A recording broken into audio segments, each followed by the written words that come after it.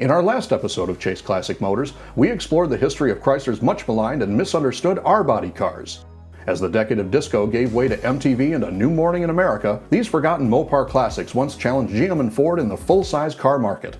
The Chrysler Newport, Dodge St. Regis, and Plymouth Grand Fury were popularized as police cars in movies and TV shows and were arguably the best police cars of the decade. Yet under that crisp new sheet metal was the same basic Mopar design that had ripped along American blacktop since the 1960s. The result was that these cars flopped on the showroom floor, with customers seeking a newer style of downsized American car for the 1980s. We also met our young customer friend Wyatt and his dad, who are seeking to restore this 1979 Chrysler Newport Police Pursuit.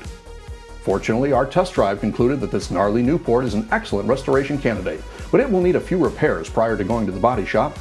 The stout 360 cubic inch V8 is a real workhorse, and behind it is the tried and true 727 3-speed automatic.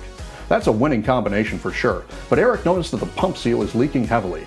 So this 45-year-old cruiser will definitely need a complete reseal before the young owner can take it home to his family. That will give Eric a chance to take us through the process of pulling the transmission, and before long, we'll have this old soldier ready to hit the streets once again.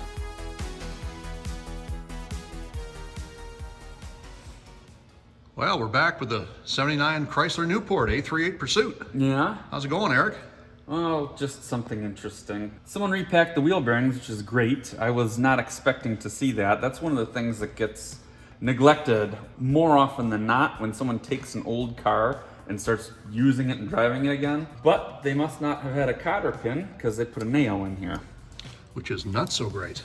No, I mean, I've seen much worse things. To me, this is nowhere near as bad as someone putting a car interior back together and not putting all the fasteners in, or pulling the door trim panel off and ripping it to shreds. I see that way more often than this, and that's way more destructive. I mean, I wouldn't call this unsafe or anything like that. Would I much rather see a cotter pin in there? Sure, but it's not like it was gonna fall off. Gotcha. So, I mean, I don't know. But it does show. If anything's gonna piss me off, it's when people rip things apart and, like I'm saying, with door panels and don't put the fasteners back in. That, I want to kill someone when I see that. This is just kind of dumb. And it does show. This car has been passed around a few times, and it's made it into some hands of some eccentric types, to be sure. At least they saved it. That is true. And what else did you find out about this car? I know we were having some issues moving it earlier. It needs a master cylinder. I figured it probably either needed a master or the rear brakes are just out of adjustment.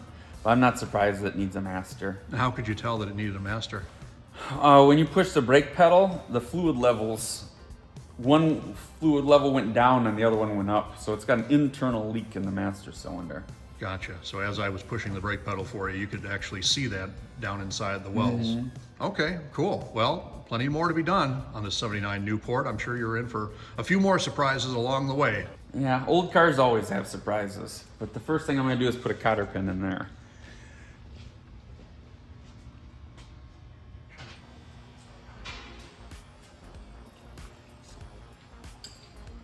What's a good word, Eric?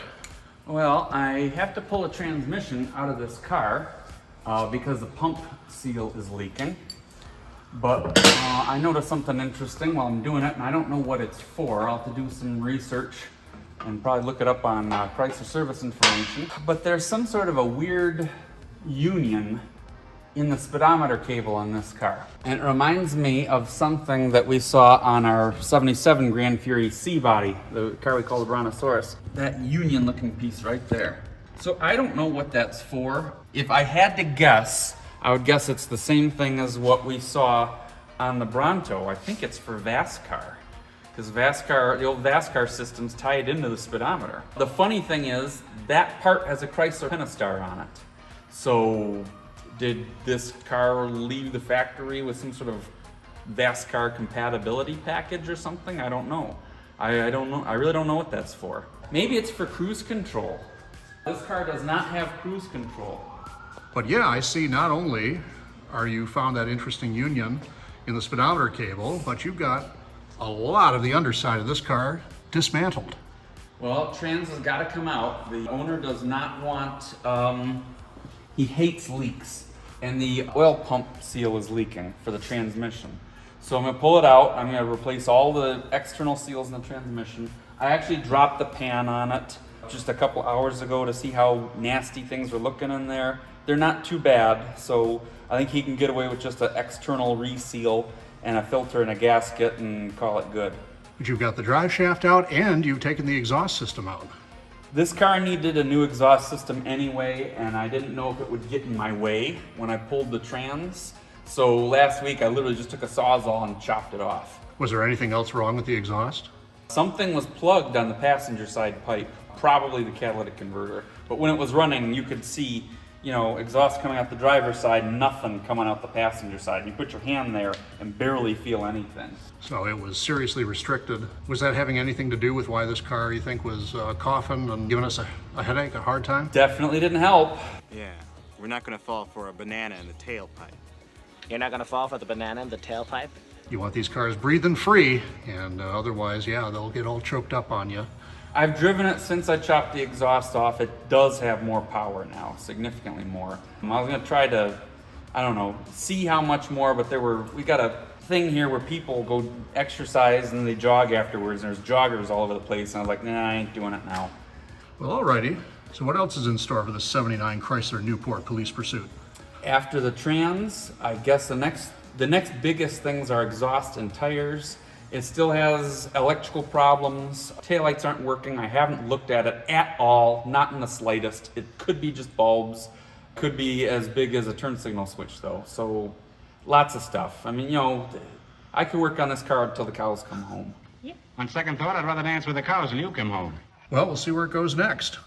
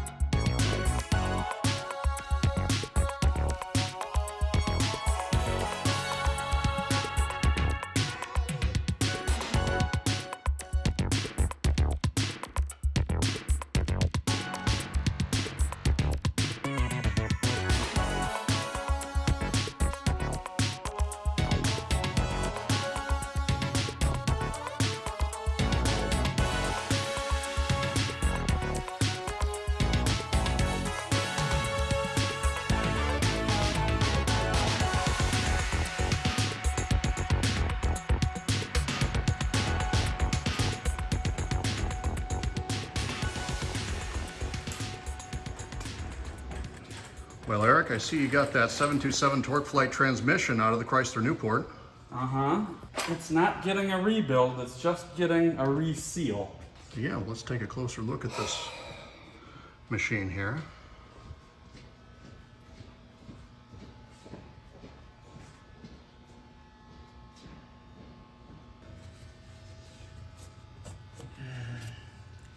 Yeesh. Well, I was just admiring this. I take it that's the speedometer gear, Eric. Yeah, that it is. So And I'm surprised to see that it's red in color on the 79 Newport. yeah, because I don't think you've ever seen one before that was made for a car with a 3.2 axle ratio. There are different colors for different teeth, and they're different teeth for different axle ratios and to some extent tire size, although tire size really doesn't affect it that much. It's mostly the axle ratio. This car's got a 3.2 to 1 axle ratio in it, so it's got the speedometer gear for that. I don't remember what colors are what number of teeth for what axle ratio off the top of my head, but I've seen them, you know, all different colors. It seems to me like blue is the one I see the most common. What axle ratio is that for? Gosh, I don't know. Probably the 2.2, because that's, you know, that's what the M bodies usually have, and that's where most of my experience is here, is on the M bodies. Well, this R-body Chrysler has got a red gear, and it certainly dropped a lot of red transmission fluid when you removed it. Yeah, well, I pulled the pan off the trans because I wanted to know, before I pulled the transmission out of the car. I pulled the pan off because I want to know how bad it was. I wanted to know how much clutch material was in there. Are we looking at just a reseal or a full rebuild? And there wasn't much clutch material in there at all. There was a little bit of metal shavings, but not that bad. Also, I'm pretty darn sure this transmission was rebuilt not that long ago because number one, some idiot forgot to put the magnet back in the pan. I'm sure it didn't leave the factory that way. Number two, one of the bolts holding one of the straps onto the U-joint, onto the yoke on the rear axle, one of those bolts was cross-threaded. I don't think it left the factory that way. Some idiot did that. The torque converter didn't look original. The gasket on the tail shaft housing where it bolts onto the body of the transmission didn't look original. You know, this has been rebuilt once already. So for all those reasons, I don't think it's gonna need another rebuild. I already threw a magnet back in the pan as soon as I saw that, so I can't possibly forget it again. That's such a common thing. I actually keep magnets for these in stock. You know, the last time I ordered transpan gaskets for these, because we do these all the time, I ordered a handful of magnets and a handful of selector shaft seals, because we're always doing them. Seems like every Chrysler that rolls in here inevitably needs it. Yep. Although, I will give credit where credit is due. When I pulled that pan, it didn't have all the bolt holes stretched and mangled from being over-torqued. It's one of the first times I ever pulled a trans pan out of a car, and the bolt holes weren't all stretched and mangled from someone tightening the crap out of the bolts. Especially a car of this vintage. Yeah. Late 70s. Especially when that I'm 98% sure has already been rebuilt. So I don't see all of those little, that's interesting moments being, you know, something it left the factory with. That looks like someone messed with it. Well, you say you're going to be resealing that transmission and have concluded it probably doesn't need a rebuild as it was done so recently. So hopefully Yeah, probably 30 years ago, but I'm guessing, I bet you, 15 or 20,000 miles ago or less, who knows. For what we do know about this car, in fact, one of the original owners that salvaged it from the state of Oregon recently let us know that they have some of the original paperwork for this car to go to the new owners. That's really cool. Isn't it? Mm-hmm. It was even signed with a dispersal note saying that it was being dispersed for public auction in mid-1982. That's gonna make the owner of this car very happy. That's exactly what he wants. And that's really exactly what everybody wants, I guess. I mean, that's what I would want. I know that these stupid four-door sedans, a lot of people don't think they're as cool as a muscle car, but us nerds, we love that stuff, and we love the documentation and the history as much as anyone with a Hemi Cuda convertible or whatever. Knowing what these cars were used for makes them that much more desirable for us. And to be perfectly honest, police cars usually have a very interesting story. Much more so than I think most muscle cars.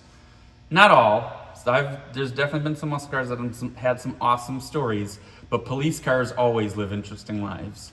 They do live interesting lives, and as I'm noticing now today, they also have interesting parts. I'm Neil Armstrong. In the Apollo program, I acquired a respect for the ability of Chrysler Corporation engineering to help solve some of the incredible problems of space travel. As an engineer, I find the cars from Chrysler Corporation exciting, innovative approaches to the needs we all have today. I think you will too.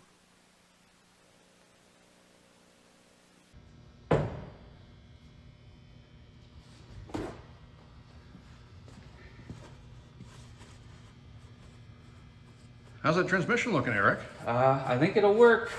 I got it all sealed up. It was leaking fairly heavily from the pump seal behind the torque converter. This is the one out of the '79 Chrysler Newport. Mm-hmm. And I think it was rebuilt once, but as soon as it had been leaking from the pump seal ever since they got the car.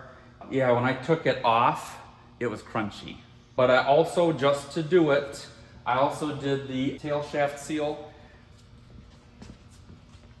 back here. That's new.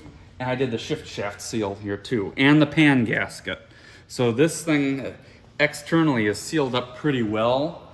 And the customer's biggest complaint is that he didn't want it leaking on his finished garage. Yes, this customer's garage is a bit of a man cave, so he's really pretty anal about leaks.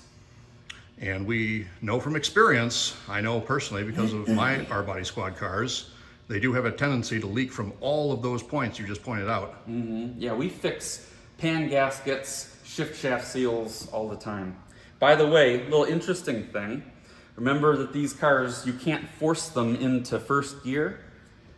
That's the first gear lockout on these Mopar transmissions. So you physically can't go down into first. It only lets you go into second as the farthest it'll go. That's what they mean by low gear blockout. You know, that's it. That bracket right there and that bolt, that's what does that. So you can take it off. I mean, it's literally just bolted on with the transpan bolts, but I put it back on because it's supposed to be there. They make it sound so fancy in the Yep. literature. Yep, they do. That's all it is. It's a bracket and a bolt. Just a little tiny piece of L-shaped metal and a bolt through it so that you can't physically downshift any further. That's pretty funny. That's all it is. And that saved agencies, departments a lot of money in transmission rebuilds when officers would use their automatic transmissions and downshift them to try to assist with braking in emergency situations. Well, that and not redlining the engine too, so. That as well. So I see you also made a couple little modifications here to our jack stand. Yeah, this is an old cheapo Harbor Freight jack stand because when we bought it, we needed one right now. So I went and they had one in stock there. But it came with some unreasonable risks. Yeah, Because this is a very large transmission, even though it is a small block transmission. It's still a 727 big block TorqueFlite, or excuse me, small block TorqueFlite. Yeah. And it's a bit larger than this machine is normally capable of. Well, I think this jack is intended for little front-wheel drive transmissions. Even the brackets here that got bolted to the bell housings, the holes through them were too small for the bolts. These are the bolts that hold the transmission to the engine block. That I'm just using them right now just to hold the trans on the jack. But they wouldn't go through those holes before, so I had to drill them out. Similar to the way I had to, make stuff for our stupid El Cheapo engine hoist here. Remember, these brackets here didn't come with it. I had to make those. And once again, I know a lot of you would have said, oh, just take it back. Well, then we would have had to wait another day, And that one might have been missing the brackets too, or it might have had some other problem. This is what it's like to deal with this Chinese garbage. I had access to a machine shop at my other job. I figured, screw it, I'll just get some metal, bend it at the right points, drill holes through it, and bolt it on. So, it's handled. It is, and you've done the same thing with our movable transmission jack here, so that now, in the event that it bumps into a crack in the floor or something else, the transmission won't tip forward and possibly fall on the floor and yeah, I didn't want that damage happening. Hit the floor and crack the trans or something like that. So yeah, now it's bolted on here. So the only way it's going to hit the floor is if the whole thing falls over. Because if it hits the floor, I'm going to hit the roof. Yeah. Because what did you do to my floor? Let alone the poor customer's transmission. Yeah. Well, that's great, Eric. Looks like you found you made the solution, and saved us some money, and hopefully have made this whole scenario of moving the transmission to remount it into the cradle of the 79 Chrysler Newport a lot safer and easier for yourself. Yeah, this is a better system. I don't know how long this trans jack is going to last. Like I said, we bought it because we needed one right now, but I'm keeping my eyes open. I've always got my eyes open for good used equipment. That's another thing. I know we could probably buy one from Snap-on or Mac, or I'm sure Lincoln makes them too, a new one.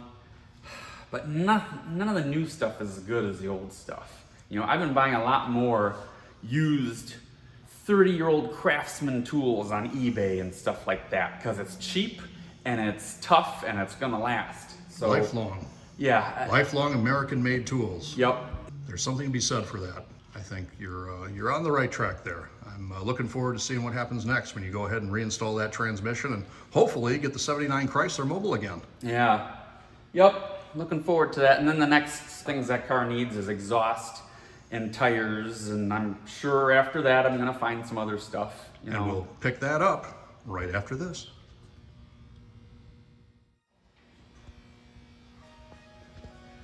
Well, here we see the 79 Chrysler Newport, and here we see the 727 automatic transmission, Eric. So what's going to happen next? Put it there. Well, where shall I put this? Oh boy.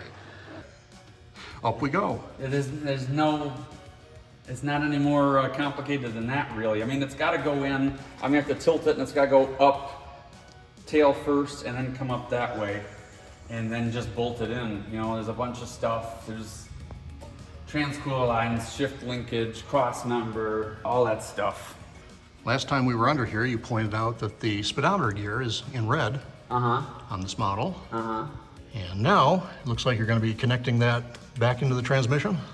Yeah, that's how it's done. You're just adjusting the angle, raising the tail shaft up a little bit there. Yep.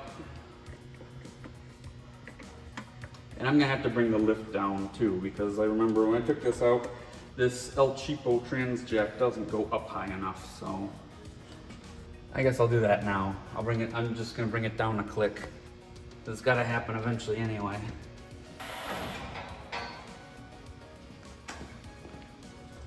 This is gonna be tricky.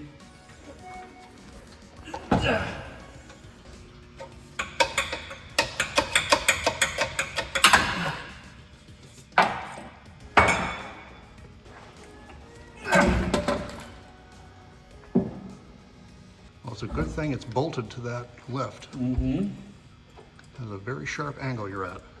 Well, I should be evening it out now.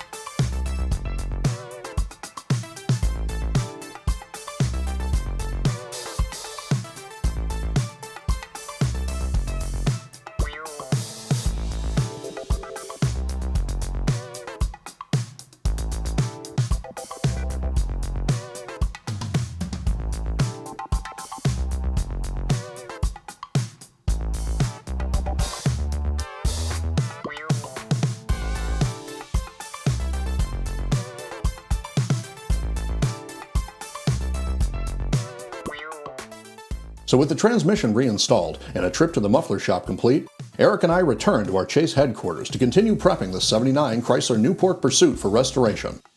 With some minor electrical repairs sorted out, we mounted a new set of tires onto a freshly painted row of 15x7 heavy-duty steel wheels. Before long, the gnarly Newport was running better than ever and getting very close to its appointment with the body shop.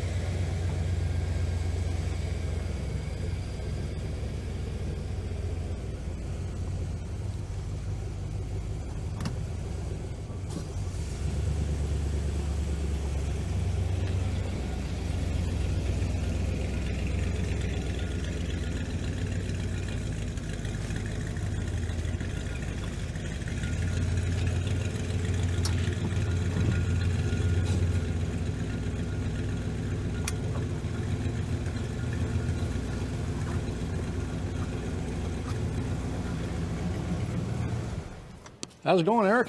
Not too bad. Well, last time we saw you with the '79 Chrysler Newport Pursuit, you were just putting the transmission back in again. Yeah, and I don't think it's really been test driven much since then. The weather's been bad, but it's running nice. Well, it's looking nice. Looks like you got fresh balonies on there too. And the trans doesn't leak, so I don't think it's left any puddles anywhere. I honestly forgot to check, but if it had, we would have noticed by now. Well, that sounds like very good news for our young customer and his dad. Yeah. I'm sure they'll be happy to see this car back again soon. I think they're going to pick it up soon. They told me they got a license plate for it already. They want to get it painted and outfitted as a sheriff's car, Tuscola County, and they want to drive it this year. Well, I definitely want to see it this year. All dressed up. It's new uniform, Tuscola County Sheriffs, right here in Michigan. I know their dad, Mike, is a longtime customer, longtime friend of ours, and this is their new family project. I know him and his son are really excited to get back to work and see what they can do with this '79 Chrysler. Yeah, it's definitely an unusual police package car. You don't see too many Chrysler police package cars. No, you do not. And never mind that this was 1 year only, 1979. For a Newport, yeah. I mean, if you got a 1980 police package Plymouth that was the same car, it just said Plymouth instead of Chrysler on it, but yeah. Yeah, I believe at the time Chrysler got themselves into a little bit of a pickle because they didn't have a low price point police package four-door. Yeah, you couldn't get a 79 Plymouth four-door police car. You get the Chrysler, the high end, you can get the Dodge, the middle of the road option, the St. Regis with its iconic retractable headlight covers. But this, the 79 Newport, I know we already took this car on a test drive earlier, last episode, and boy, we were really impressed all the way around. This is a former Oregon State Police car. It's been through quite a number of owners, I'd say, over the last decade. It's changed hands multiple times, but now it's in your capable hands. You've got it all put back together again, and it seems to be running pretty good. Yeah, I think it is. Let's take one more peek under the hood before we wrap up and send this car on its merry way to head to the body shop. Remind me, did this car have the air cleaner on it when we first got it? No, he found one for it and sent it to me. Outstanding. And would you look at that? And I don't know how he found it. You know, I don't know if he was just lucky or if he had a connection, but that's the correct air cleaner too. I hope the camera's picking that up. It's a dual snorkel air cleaner. It is. High performance. And only on the E58 four-barrel engines.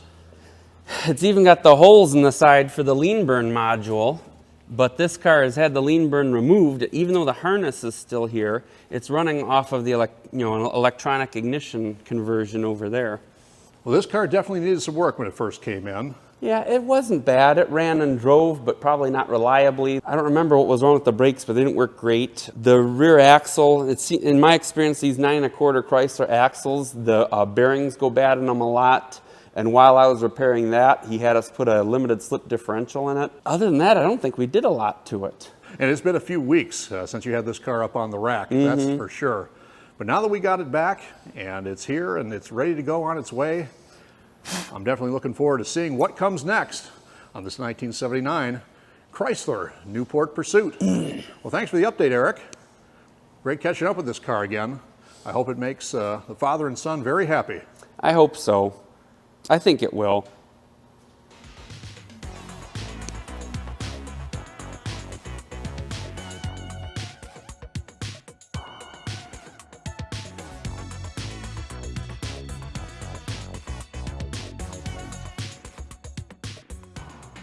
Well, here we see the 79 Chrysler Newport Pursuit of our young friend Wyatt. What's been going on, Eric? I see you got the glass taken out of it. Yeah, we tried to find somebody to swap the glass out. You know, of course, nobody's got new windshields for an R body. So we have a parts car outside. It's another 79 Newport non-police car with a good windshield in it and a couple other little odds and ends. And I could not find anybody that was willing to pull glass out of a parts car and put it into another car. So it's got to be done, so I tried to figure out a way to do it myself. So I bought this Harbor Freight tool, and I think we'll do a video on pulling windshields out when we do the parts car. This was literally the first time I've ever pulled a windshield out of a car.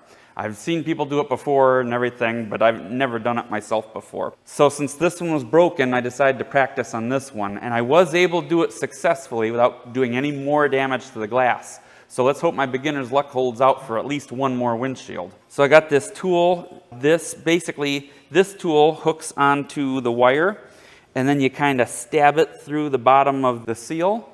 I suppose you could start up here if you wanted to. I found it easier to start down here, and then you feed the wire through, and then just as I'm sure a lot of you have seen before, you hook the wire up to these handles and you saw through it. I've heard of people using piano wire, but this is the wire that came with this kit, and I think it's actually designed for this because it's kind of abrasive. You know, it's very coarse. I don't know how well that's showing up on camera. Sometimes it seems like it shows up better on camera than it does in real life.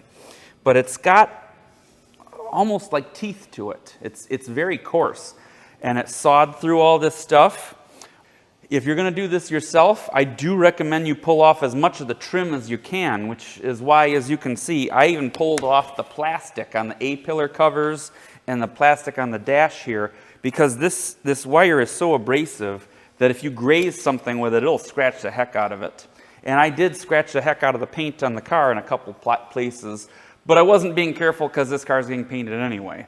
That's right, it's departure day. This Chrysler Newport's on its way to the body shop. Yeah. In Frankenmuth. You're taking it there personally. Yes, the owner has a friend that he bartered with. He gave him a 96 Mustang GT, I think, as payment for the bodywork and paint on this car. And he is doing a little bit more than just paint.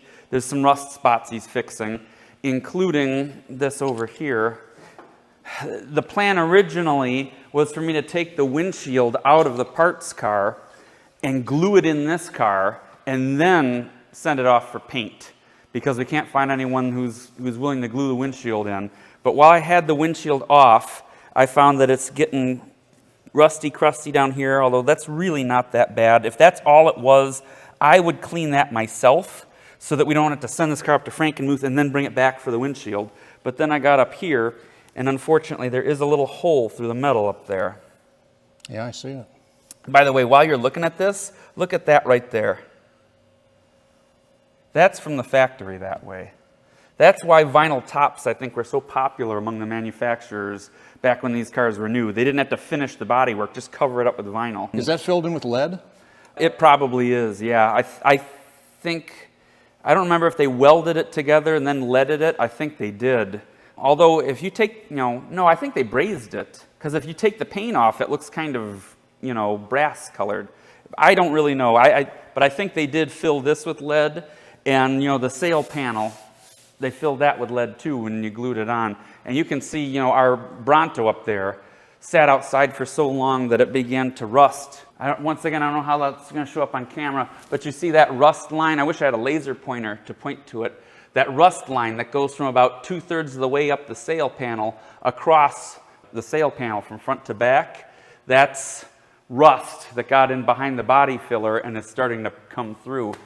And, obviously if they're putting a vinyl top on that, they wouldn't have to do a very good job finishing it. So that's part of the reason, I'm sure, why vinyl tops were so popular back then. But yeah, I took all the plastic out so that if I grazed it with this, it wouldn't scratch it. An ounce of prevention is worth a pound of cure, especially when you can't get parts for these cars. And it's going to go up to Frankenmuth. That guy's going to fix that rust over there and fix a couple other, rusty spots on it and paint it. And then it's coming back, and I'm putting the windshield in it, and I don't know if it's going to need anything else by that time. We might be putting the equipment in it, I'm not sure. Although he put equipment in his Diplomat himself, so I don't know. Right, well, the next time we see this car, perhaps it will be wearing the uniform of the Tuscola County Sheriff's Department. Yeah, it might be. And then it'll give you the opportunity, if Mike and Wyatt want the help, to have you finish upfitting the emergency radios and siren equipment and flashing lights and all the accessories, just like you're doing on our customer's 68 Ford station wagon fire chief's buggy over here. Yeah. That's where the fun part happens. Yeah, well, that's the most rewarding part, I guess, because that's when you really begin to see the project, take root. Body work and paint a lot of times is a lot of work for no obvious, you don't see it coming together as fast, I guess I'm trying to say. But ever since we took this car for the very first test drive back in part 1 of Toys R Body Us, I think you've had a good long-term vision as to where you saw this car going and how much work it was going to take to get it to the point it is now. Yeah, it's doing okay. Well, I think it's going to make the new owners very happy to see just how far it's come, and by the time the body and paint specialist is done with it, it comes back to have that fresh piece of glass put in that we're getting out of the donor parts car. Yeah. I think it's going to come a long way. I wouldn't call it fresh. It's still almost 45 years old, but fresher than what came out of it. Yeah, at least it's not cracked or chipped. Hopefully I can pull it out and it'll stay that way. Okay, well, just a few parting words for the 1979 Chrysler Newport A38 Pursuit. We're going to load it in the trailer and get it up to its next appointment with Destiny. Thanks, Eric. All right. It's been quite a trip and quite a ride. We'll catch up with you again in our next installment right here at Chase Classic Motors.